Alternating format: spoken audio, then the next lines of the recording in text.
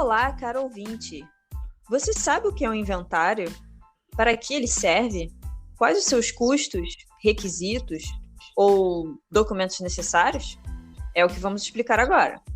Eu sou a Marina, advogada, e aqui no podcast do escritório Afonso Lima Advogados, o podcast legal, nós vamos trazer toda semana conteúdos informativos para que você possa saber seus direitos. Hoje, eu estarei muito bem acompanhada pelo meu sócio, Gustavo, para falar mais sobre todos os aspectos jurídicos de um inventário. Tudo bem, Gustavo? Tudo ótimo. Salve, salve, pessoal. Sejam bem-vindos a mais um episódio do nosso podcast legal, o 10º episódio. E aqui um tema que é bem recorrente na nossa área de atuação, né, que é o inventário, e ele gera muitas dúvidas. Então, como é um tema que muitas pessoas consideram um pouco mais complexo, eu acho interessante, Marina, a gente dividir em perguntas e respostas para ficar uma questão mais dinâmica, e a gente vai respondendo todas as dúvidas mais frequentes que a gente tem acesso na nossa prática diária, né? Sim, exatamente. E infelizmente, né, com a Covid-19 também acabou ficando uma coisa mais recorrente ainda, né? Aumento súbito de óbitos, né? Então as pessoas não conseguiram se preparar, não conseguiram fazer um planejamento sucessório e acabaram tendo que enfrentar esse dilema, né? Essa questão jurídica do pós-morte de um ente querido, né? Que invariavelmente a gente vai ter que enfrentar, né? Exatamente. Bom, então vamos direto ao ponto, né? Vamos lá. O que é um inventário? É um procedimento obrigatório no qual se faz um levantamento de todos os bens, todos os débitos e herdeiros deixados pela pessoa que faleceu, certo, Gustavo? Isso, né? Aí a finalidade dele, no caso, seria pagar as dívidas, né, que ficaram, né, que se existir, e transmitir esses bens para os herdeiros de forma definitiva, né? Exatamente. E a gente também costuma ver muito na nossa prática as pessoas confundirem muito o inventário com o testamento. Mas qual que é a diferença do inventário para o testamento? O testamento, na verdade, é um documento que a pessoa ainda viva, né, e plenamente capaz, né, de dispor dos seus direitos, deixa registrado qual que é o destino que ele pretende dar aos seus bens após a sua morte. E é interessante também a gente falar que existe uma reserva legal para os bens, né? Então, assim, 50% dos bens testados, né, eles são obrigatoriamente deixados aos herdeiros legítimos, né? Os outros 50% você basicamente faz o que você quiser, né? Claro, tem algumas restrições, mas a princípio você pode deixar para um sobrinho, enfim, uma pessoa que não herdaria normalmente, né? Só uma pequena curiosidade, assim, no Brasil não é permitido aquele negócio de, vou deixar toda a minha herança para o meu cachorro. É só para esclarecer o pessoal, isso não é permitido no Brasil, tem que ser uma pessoa, tá, gente? Então, por exemplo, se a pessoa tem 3 filhos, e quer deixar a herança, de repente, com um sobrinho que foi criado como se fosse filho, então, alguma coisa do tipo, assim, teoricamente, pela lei, pela letra fria da lei mesmo, esse outro sobrinho não teria direito a nada, não receberia 1 centavo da herança. Então você pode testar, né? Fazer um testamento deixando uma parte do bem, não precisa ser 50%, é o máximo de 50% para esse sobrinho. Então isso é uma liberdade que você tem, né, na hora de você dispor desses seus bens, né? Você ainda é viva, né? Ainda vivo fazer isso. Exatamente, é uma forma de se assegurar que a sua vontade vai ser obedecida, né? Se você tiver a intenção de favorecer alguém que não sejam os seus herdeiros legais. Mas, enfim, e qual é a diferença entre o inventário judicial e o inventário extrajudicial? Qual que é a diferença? Antes da gente falar da diferença, eu acho interessante a gente falar das semelhanças deles também, né? No primeiro momento, é bom a gente dizer que eles podem ser, o inventário especificamente pode ser feito de forma judicial ou extrajudicial. Mas ambas as formas é obrigatória a assistência de um advogado. Então não tem como fugir, galera. Não tem jeito, vai ter que fazer com um advogado de confiança, porque vai lidar com informações muito sensíveis da sua família. Então é interessante que seja feito com um advogado especialista, e essa é uma questão de semelhança. Independente de qual método, qual meio que você vai escolher, se é judicial ou extrajudicial, às vezes não tem muita escolha, né? Às vezes é obrigatório ser judicial, como a gente vai ver, Sim, você vai ter que ter assistência de um advogado. exatamente. Bom, então eu vou começar aqui. O inventário judicial é aquele que é o mais tradicional, né? É o que é feito pelo Código de Processo Civil, abrindo-se um processo tradicional perante o Poder Judiciário. Nele vai ser feita toda a descrição dos bens, a habilitação de todos os herdeiros, né? Vai ser feita toda a verificação de regularidade da documentação pelo juiz. Ao mesmo tempo, o juiz também vai definir como é que os bens vão ser distribuídos. E o inventário judicial ele pode ser tanto amigável quanto litigioso. Traduzindo, litigioso, né? É o que tem briga, é o que tem conflito, é o que os herdeiros estão brigando. Então, assim, se não tem acordo entre os herdeiros, tem que ser judicial. Não tem jeito, tá? E uma outra característica do inventário litigioso é que ele é muito mais demorado e, portanto, normalmente ele acaba ficando mais caro. Isso também é importante ressaltar.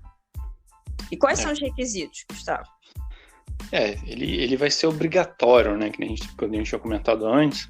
Ele é obrigatório em caso você tenha deixado um testamento. Então, assim, você quis deixar seu bem lá para esse sobrinho, que nem esse exemplo que eu falei. Quando ocorreu o óbito, seus herdeiros vão ter que levar esse testamento e fazer ele judicialmente, né? Fazer esse inventário judicial. Testamento é das formas que ele é obrigatório, inventário judicial, assim como nesse caso de litígio, que a Marlena bem falou, e também quando há herdeiros incapazes, né? E o que é essa incapacidade, Marlena? Simplificando bastante, pessoas incapazes no jargão técnico, né? São as pessoas com menos de 18 anos de idade, as interditadas e as curateladas, tá? Ou seja, às vezes, pessoas muito idosas que tenham alguma demência senil constatada e são interditadas, enfim, pessoas que não têm capacidade de consentir, de assentir, de concordar com qualquer coisa, né? E se tudo estiver em ordem, o juiz vai julgar a partilha dos bens por sentença. Assim que isso é feito, é expedido o formal de partilha, né? E o que é o formal de partilha? Ele nada mais é do que uma espécie de cópia autenticada dos principais documentos do processo. E aí, com ele em mãos, ele vai servir para serem feitos registros de transferência de propriedade dos bens, né? Eventualmente, para passar algum outro bem. Vão ser expedidos os alvarás para, às vezes, fazer um saque no banco. Enfim, aí o inventário termina. E quanto ao inventário extrajudicial? O inventário extrajudicial ele é um pouco mais recente, né? Por isso que as pessoas ainda estão começando a descobrir essa nova forma de inventariar os bens, né? Ele é tão recente que ele foi criado pela Lei 11.441 de 2007. Então, só a partir dessa lei, ou seja, só a partir de 2007, que a gente começou a fazer esses inventários dentro de cartórios, né? Então, no cartório de notas, ele é livremente escolhido pela família. O tabelião, a partir da partilha elaborada pelo advogado, transcreverá o conteúdo para um documento público. Esse documento público é chamado de escritura pública. Essa escritura pública vai ser o inventário. Não poderá ser feito caso haja um testamento, né? Como a gente falou, que é obrigatório ir para o âmbito judicial, ou que existam herdeiros incapazes, né? E aqui eu acho interessante a gente falar que ele é muito mais rápido e tem um custo menor.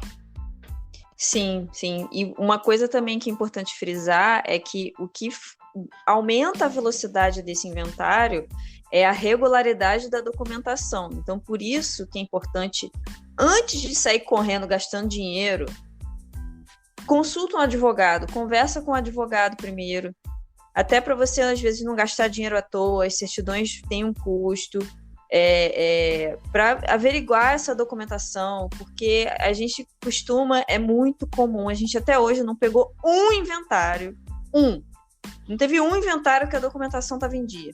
É sempre assim, a família fala, não, tá tudo certo, tá tudo em ordem, aí quando vai ver, tá cheio de furo. Então, assim, fica a dica, procura um advogado primeiro, antes de tirar dinheiro, antes de gastar dinheiro com qualquer coisa. Até porque tem uma ordem também para você seguir, né? E você, se não estiver sendo orientado, você vai acabar metendo os pés pelas mãos, às vezes tirando certidão que não precisa, pagando, gastando dinheiro mesmo à toa. Então, é melhor prevenir do que remediar. Exatamente. A segunda dúvida muito frequente que a gente recebe é: posso receber herança de uma pessoa falecida sem fazer o inventário? Então, não. O inventário é a única forma de se receber herança de uma pessoa que já faleceu. Sem o inventário, não tem como venda ou transmissão de bens, tá? Principalmente de bens imóveis. O que faz a sucessão dos bens é inventário, certo? Não tem atalho, não tem essa de, vou ver com o despachante e o moço não sei aonde me disse que era só fazer tal coisa, aí você vai ver, é rolo, é alguma coisa esquisita. Não tem como, gente. Transmissão de bem é inventário. Não tem outro jeito. E, seguindo aí para mais um item, quais são os documentos necessários, Gustavo? A primeira coisa que vocês têm que separar, então, é meio óbvio, né? Cópia de documento de identidade, CPF, certidão de nascimento ou casamento, comprovante de residência da pessoa que faleceu, além da certidão de óbito, e todos esses documentos referentes aos herdeiros ou cônjuge, né? O companheiro. Além das diversas certidões que cada cartório vai exigir. Então, a gente vai precisar ter essa comunicação aberta entre o seu advogado e o tabelião responsável pelo tabelião, ou enfim, se for o judicial, né, o próprio advogado vai informar uma lista de certidões que vão ser necessárias. Certidões de prática, a gente costuma falar. Exato. Outra coisa que também é muito importante são os documentos dos próprios bens, são as certidões referentes aos bens, certidões de ônus reais, quitação de impostos, matrícula do imóvel, que não é escritura de imóvel, as pessoas confundem também. É muito comum a pessoa chega e fala, não, eu comprei apartamento, eu fui no cartório, eu fiz o documento. Quando você vai ver, é só uma escritura do negócio da compra e venda. Não é a matrícula do imóvel, não é o registro do imóvel. As pessoas também se confundem muito quanto a isso. E aproveitando esse gancho, né? Caso falte algum desses documentos, como é que tem que proceder, Marina? Basicamente, procura um advogado. Em suma, é isso. Procura um advogado especialista em direito de sucessões, em direito imobiliário, que ele vai estar acostumado a lidar com esse tipo de coisa e vai saber onde buscar esses documentos. Não se preocupa com, às vezes, mas eu não tenho um determinado documento, isso foi feito há muitos anos. Assim, existem meios de se fazer buscas desses documentos, né? A gente tem formas de encontrar a documentação das pessoas. Até porque, por mais que isso possa parecer um pouco frustrante, mas basicamente esses documentos todos que a gente está falando são públicos. Qualquer pessoa pode consultar. Então, a gente consegue ter acesso a isso, mesmo que tenha sido um negócio que a pessoa que morreu fez há muitos anos, a gente consegue acessar esses documentos. O ônus, tem o ônus e o bônus de viver em um país que privilegia burocracia de papel, né? De documental. O ônus é que muitas coisas são bem lentas, né? Que a gente precisa ficar fazendo step by step, né? Passo a passo. E o bônus, nesse caso, é que tudo fica registrado. Então, em algum momento, em algum lugar, você vai conseguir a segunda via de um documento que você não tem em mãos agora. Exatamente. Sabendo onde buscar, sabendo como conseguir esse documento, é praticamente impossível a chance de você não achar uma segunda via disso. Sim, com certeza. E quanto tempo demora em média, né? Ok, vocês falaram que tem diferença entre o inventário extrajudicial e o judicial, mas que diferença de tempo que vocês estão falando? Fala aí, Gustavo. O inventário extrajudicial, se tiver tudo certinho, se não tiver nenhuma irregularidade, realmente a gente consegue fazer, a gente já conseguiu fazer isso em 20, 30 dias, se alongar um pouquinho mais, de repente, dependendo da demanda, 45 dias. Mas isso, gente, ressaltando, se não tiver irregularidade. Se tiver irregularidade na documentação, esse prazo pode aumentar e muito. Então fica um pouco variável, a depender da organização dos documentos, né? Se tiver tudo ok. Já o inventário judicial tem uma duração um pouco mais longa, que a gente fica um pouco na mão de muitas autoridades, né? Do juiz, da vara, né? De órfãos de sucessões, geralmente, né? Que é competente para dentro do Poder Judiciário. Então, como fica na mão de muita gente, o nosso judiciário não é exatamente um órgão rápido, né? Isso é eficiência não é o lema. Então, a estimativa que a gente dá é, de repente, 2 a 7 anos. Pode ser menos se na sua cidade aí, o judiciário for bem rápido, mas, em geral, a média é essa. Sim. E, bom, continuando, qual que é o prazo para você dar entrada no inventário? Né? A gente não está falando aqui da duração, mas o prazo que o inventário tem para ser dado entrada a contar do momento que a pessoa falece é de 2 meses. A gente sabe que é pouco, já foi pior, antes era 30 dias só, antes do Código de Processo Civil de 2015 era só 30 dias, né? E hoje em dia é de 2 meses, ok? Mas, se esse prazo não for obedecido, ou seja, se a família demorar mais do que 2 meses para abrir o inventário, o que acontece, Gustavo? Acontece uma multa, né? Vai acontecer uma multa, né? Porque na verdade você tem que pagar um imposto. O imposto, a sigla é ITCMD, né? É obrigatório para receber essa herança. E assim, caso você não pelo menos não abra o inventário de forma judicial ou, enfim, não pague o imposto, você vai ter uma multa sobre o valor do imposto. Aqui no Rio de Janeiro, por exemplo, a multa varia entre 10% a 40% sobre o valor do imposto devido. Então, assim, não é sobre o valor da herança, gente, é sobre o valor do imposto, que também já é uma porcentagem em cima do valor da herança. Mas mesmo assim é um prejuízo. Mas por que tem essa gradação de 10% a 40%? Aí é que tá. A gente vai ressaltar num ponto mais à frente, mas a multa ela é progressiva no tempo. Então, quanto mais tempo você demora para resolver isso, pior fica. E com o imposto e com a multa não é diferente. Gente, é uma multa muito... 40% que você paga de bobeira. Sim, até porque esse imposto, né, imposto de transmissão, ele é calculado em cima do valor da herança inteira. Sim. Então você vai tomar uma multa em cima de um valor que já é alto. Então é bom correr com isso. Eu sei que é chato, né? Porque assim, um ente querido acabou de falecer e tal, mas você tem 60 dias para dar entrada nisso. É um tempo razoável até, né? Seu luto aí dura, enfim, um tempo, tem que ser menos de 60 dias para você se organizar. Sim. Um outro tópico, né, que também é muito comum da gente ouvir: mas por que tem que fazer logo o inventário? Por que eu não posso deixar como tá? Na prática não faz diferença nenhuma na minha vida. A gente já ouviu todo tipo de leixo com patrimônio por aí, né? Mas aí, vamos lá. Por que tem que fazer logo o inventário? O primeiro motivo é porque é obrigatório. É um procedimento obrigatório e ele é o único responsável por fazer essa transmissão dos bens, efetivamente essa transmissão. Então, assim, se você não fizer o inventário, o bem vai ficar no nome da pessoa que faleceu. E você vai ter algum problema com isso depois.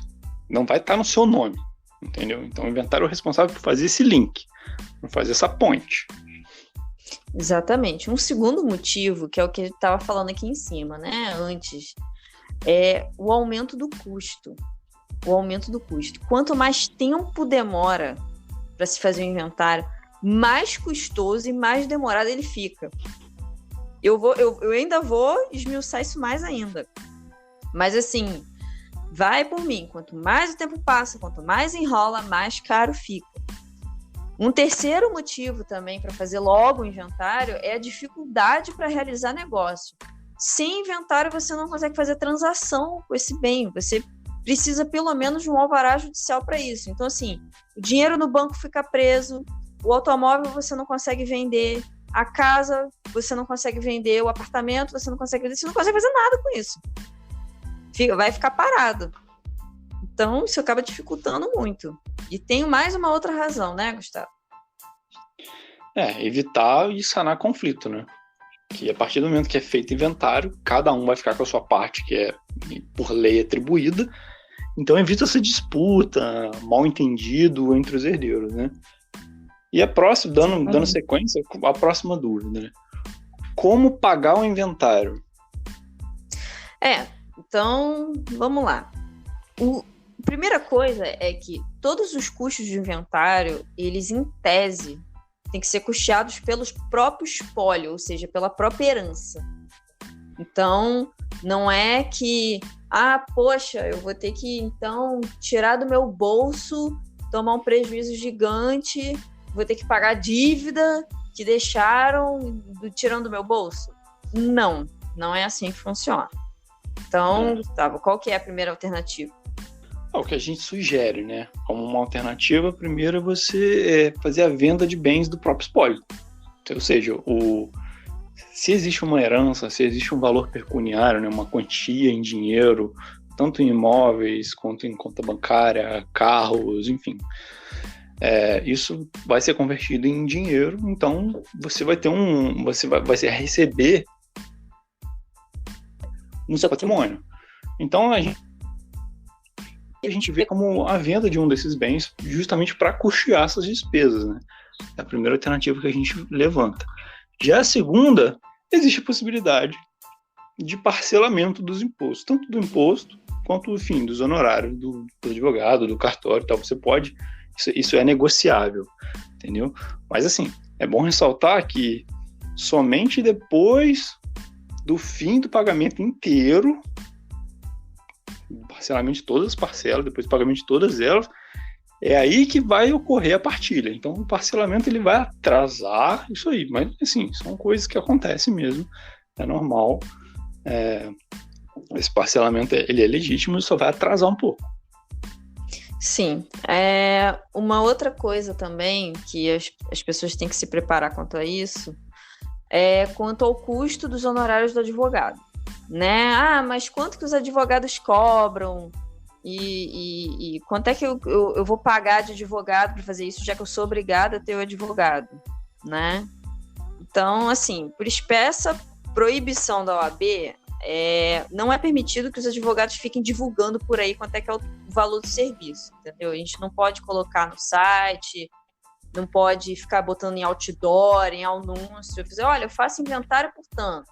Isso não é permitido. Mas, né, Gustavo, a gente tem uma tabela de honorários que serve um pouco de parâmetro, né, do que o mercado pratica. Inclusive até considerado infração ética se você cobrar menos disso, entendeu? Então, de acordo com a tabela de honorários da OAB do Rio e a da OAB de São Paulo, né, no ano de 2021, bem atualizado, os honorários dos advogados costumam variar entre 3% e 10% sobre o valor do monte morte, que é o total da herança. Exatamente. Ou seja, você pega a herança toda da pessoa e aí você vai calcular uma porcentagem. Mas por que varia de 3% a 10%? Porque aí vai variar de acordo com a complexidade, né, da causa, do trabalho. Se tem litígio, se tem briga, se é judicial, isso dá um trabalhão para o advogado. É um monte de coisa que tem que fazer. São petições grandes, difíceis, tem que brigar, tem que ir para outra instância, enfim, vai dar muito trabalho para o profissional. Ele provavelmente vai ter que cuidar desse processo durante anos, às vezes décadas. Fica com aquele inventário 10, 15 anos dentro do escritório dele. Então, por isso que não é um honorário tão barato, né? Então, por isso que varia entre 3% a 10% em média, segundo as tabelas de honorários. Mas se você for colocar isso em perspectiva, se a pessoa deixou um imóvel de, vamos supor, 80 mil reais e um carro de 20 mil, o advogado vai receber de 3 a 10 mil reais só para fazer todo o procedimento para você. Ainda sobra, sei lá, entre 97 e, né? Entre 97 mil e 90 mil de patrimônio líquido para você. Então, assim, se você colocar isso em perspectiva, é razoável. Sim, não, e não só isso.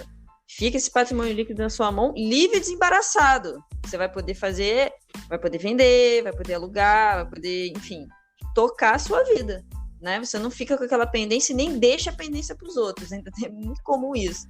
Chega na quarta geração e tá o pepino lá para resolver ainda. E cada geração que passa, gente, aumenta a complexidade do caso, né? Porque vai envolver mais pessoas, mais documentos, enfim, e vai encarecer ainda mais. Então é bom não jogar a batata quente pro seu filho resolver, né? É bom deixar isso tudo ajeitado, né? Até finalmente, o que eu queria aprofundar aqui, né? Qual o custo ou valor de um inventário? Né? O custo e o valor do inventário, eles vão variar de acordo com os bens que são deixados, porque todos os custos, em geral, eles são calculados em cima de uma porcentagem, né? Então, o imposto de transmissão, causa-mortes e doação, TCMD, dependendo da situação, dependendo de como os herdeiros forem partilhar, ainda vai ter imposto de transmissão sobre bens imóveis, o ITBI, os honorários do advogado, as custas judiciais ou do cartório de notas, dependendo se o inventário é judicial ou extrajudicial, esses 3 custos são por porcentagem. Então, ou o cartório ou o judiciário, ou o imposto e o advogado, né? Esses 3 custos são por porcentagem. Então, por isso que não tem como você encontrar por aí assim, não, o meu inventário vai custar X dinheiros sempre. Não, não é X dinheiros sempre. Tem que olhar caso a caso. Então, chegar para um advogado e perguntar para ele quais são os custos de inventário e não querer fornecer nenhum documento e não dizer quanto que é a herança, o advogado simplesmente fica de mãos atadas e não consegue te dizer o custo. Então, por isso que muitas vezes as pessoas ficam ressabiadas assim, nossa, mas eu nem sei se eu vou fazer ainda, eu vou ficar dando aqui documento da casa do meu pai, do carro dele, e não sei o que. Não, então, é que justamente para a gente poder te dizer quanto que vai custar, a gente precisa saber isso. Não tem jeito. Inclusive, existe também o custo da emissão das certidões e o custo do registro da propriedade, que vem depois do inventário. Isso também vai ser averiguado, a gente pode fazer uma simulação de todos os custos totais, né? Quando as pessoas vêm procurar a gente requisita alguns documentos para fazer esse apanhado de custos, né? Que é a informação mais relevante, né? A informação mais relevante é quanto que isso vai me custar. Então... Sim, e só reforçando, só para terminar, a questão que eu venho falando de que quanto mais demora, pior fica, é porque a emissão das certidões, que são várias, tem que emitir um monte de certidão, isso é até bom deixar que o advogado trate e tudo mais, porque é muito documento, as pessoas se confundem, não sabem qual cartório que às vezes acham que é a mesma coisa, não é? Enfim, o preço das certidões, ele aumenta conforme a certidão é mais antiga. Então, quanto mais velhos vão ficando os herdeiros, quanto mais os herdeiros vão morrendo, aí tem que habilitar os herdeiros deles, aí é mais gente, e aí essas pessoas vão envelhecendo. Quanto mais antigos os registros, mais caro vai ficando. Então, assim, é uma bola de neve. Quanto mais tempo passa, mais multa você paga, mais valoriza o bem, e aí mais imposto você tem que pagar em cima desse valor que valorizou, mais dinheiro você vai ter que gastar com certidão. Então, assim, não tem vantagem nenhuma ficar postergando fazer o inventário. Não tem vantagem nenhuma. Então, enfim, seguindo para um próximo ponto, né, complementando, pode ter multa por se demorar a fazer o inventário? Como a gente bem já adiantou, sim, existe uma multa. Caso você não abra o inventário, ou enfim, não dê entrada nesses 60 dias, né? Então, como a gente já falou antes, existe a fixação de prazos, né, para declaração do pagamento do Imposto sobre Transmissão, Causa, Morte e Doação, né, o famoso ITCMD. A desobediência a esse prazo sujeitará a multa, né? E aqui no Rio, entre 10% e 40% sobre o valor do imóvel, do imposto devido, né? Nossa, imagina, 40% do valor do imóvel, a gente estaria na Finlândia. Pois é. E quanto mais tempo passa, como a Mariana bem falou, não só fica mais caro, como também mais difícil de conseguir os documentos, né? Sim, porque aí às vezes você tem que, né, aí vamos lá, aí vai passando de geração, as pessoas se mudam, as pessoas vão morar em outros países, fica às vezes até mais difícil de achar os registros, a documentação dos imóveis. Aí às vezes a pessoa tinha uma conta num banco que faliu, aí o dinheiro dela foi parar com outro banco e você não sabe para qual banco foi, aí tem que achar o outro banco, tem que conseguir... Olha a confusão. Quanto mais tempo passa, pior fica. Entendeu? Então... Sim, tem um detalhe também que eu acho importante a gente ressaltar, que, mas deixa pra lá, não vou fazer nada. Amigo, se você deixar pra lá, a sua herança pode ser considerada como vacante, né? Uma herança jacente. Então você perde a herança. Não é tipo, vou fazer quando der e espera 40 anos. Não é assim que a banda toca, não. Exatamente. Você corre o risco de, se nada for feito, dependendo do que for feito, o Ministério Público pedir para esse bem ser passado para a prefeitura. Você vai perder o seu bem, os bens que que um parente seu deixou, que construiu um patrimônio em vida, você vai dar de mão beijada pro Estado, né? Eu acho que ninguém quer isso, né?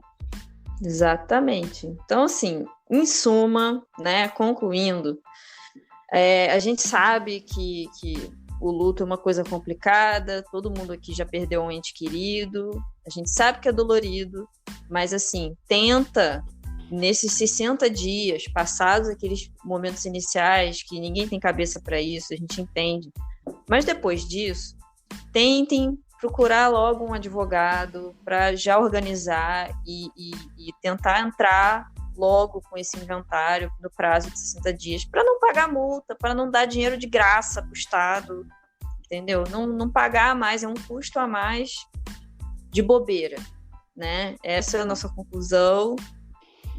Portanto, é isso. Sim, com certeza. Eu também queria dizer para o pessoal tomar muito cuidado com, por exemplo, essa questão. Eu sei que a gente fica muito ressabiado em fazer negócios online, né, no ambiente virtual, mas a gente já fez um episódio especificamente sobre a contratação de advogados online, como fazer essa contratação de forma mais segura possível. A gente botou passo a passo, diversos métodos para você verificar se essa pessoa que você está falando é de fato quem diz ser. Então, a gente já fez um episódio especificamente sobre isso. Eu sei que é uma questão sensível, essa questão de sucessão, essa questão de herança. São documentos da sua família, que é o maior bem que a gente tem na vida. Então, quanto mais seguro for a contratação, mesmo que online, né, que é uma tendência que vai ser, vamos se acostumar com isso, vai ser a tendência já, só vai aumentar isso. Então, quanto mais seguro for, melhor para todo mundo, né? Exatamente. Bom, então, se você gostou desse podcast, curte, compartilha, espalha a palavra, manda no grupo do Zap da família. Toda semana tem conteúdo novo por aqui e a sua inscrição é um incentivo pra gente. Por hora é isso e a gente se vê nos próximos episódios. Um abraço para todo mundo. Tchau, tchau. Tchau, tchau, Gustavo. Tchau, tchau, pessoal, e até a próxima.